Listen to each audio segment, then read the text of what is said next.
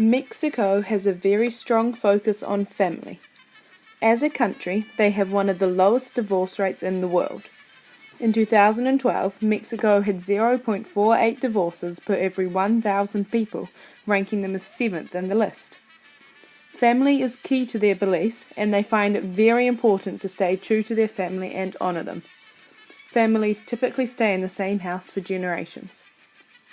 Mexico also sticks to traditional family roles. Traditionally, the father is the most important member of the family, and they are in charge of all the decisions, which are rarely challenged by the rest of the family. The mother is usually a stay-at-home mum who is the heart of the family. She does all of the cooking and cleaning, as well as caring for the children. Brothers must defend the honour of their sisters, and sisters are expected to learn from their mothers to become good future wives.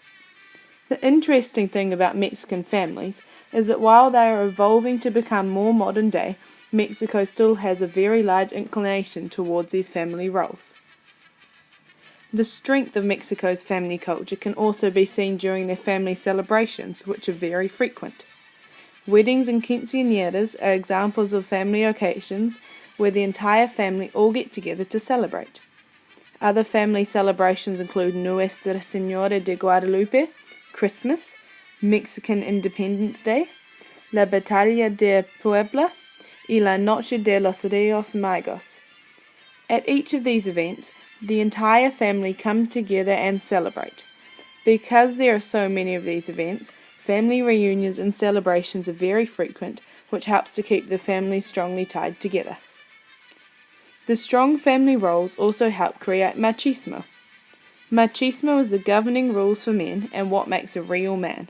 It is how much control they have, how powerful they feel, how masculine they are.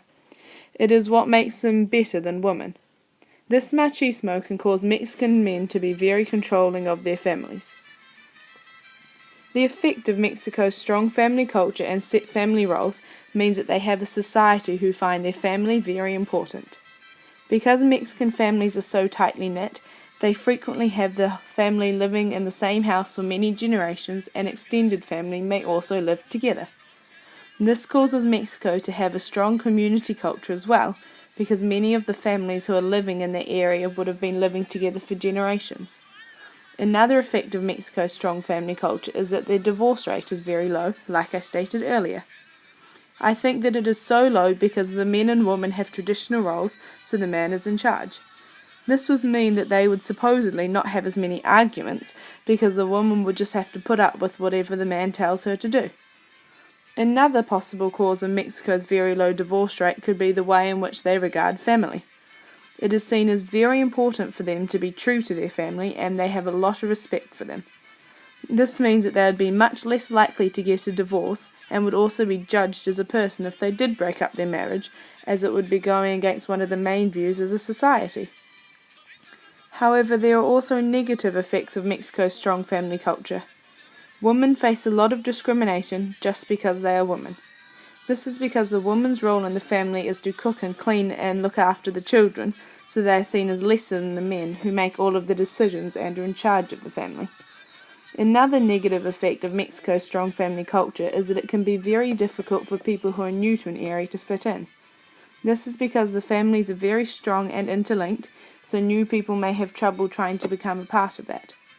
However, traditional Mexican hospitality takes over and the newcomers are made to feel welcome. And once they are a part of the community, they will be included in it just as strongly as everyone else. Mexico's family culture is very different to the family culture in New Zealand. The majority of Mexican families still stick to their traditional family roles, which differs extremely from here. New Zealand families are full of variety, with families of all shapes, sizes and roles. Also, the majority of New Zealanders live in nuclear families, which are families where only the parents and their children live together. However, most Mexicans live in much larger families where the extended family all live together in one house. Mexico also sticks to very traditional family roles, so their society is also male-dominated by machismo. But New Zealand has adopted more modern family roles, where the women are in just as high positions as men. This means that our business and community cultures are very different from Mexico's too. Because of their strong family culture, Mexican families are very interconnected and family members help the rest of the family. However, in New Zealand, divorces are rather common and families are often split across the generations. This means that they do not have as many people to come to for help or to celebrate with. I think that Mexico's strong family culture is more advantageous to them than our New Zealand family culture is to us because they have a much stronger, larger group of people to call a family. Their family culture creates a strong sense of community that I find is missing in some places of New Zealand. However, our New Zealand family culture is more flexible and open for negotiation, which gives people a bit more choice in how they live their lives. Mexico is a country that has kept its strong traditional family culture alive and well. Due to globalization and the growing interconnectedness of the world, individuality between the cultures of the world is slowly diminishing as they are being molded into one. This means that many traditions and beliefs are being lost forever. However, Mexico still keeps its traditional culture alive and running. Families are still just as strong and tightly knit, and families still largely keep to their traditional roles.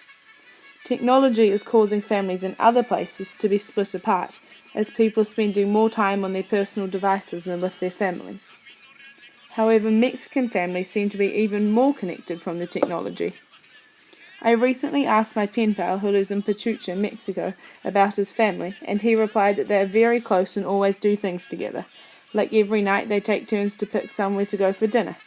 He said that although he lived just with his mum, his dad, his sister and some of his grandparents, they were still very close with the rest of their family.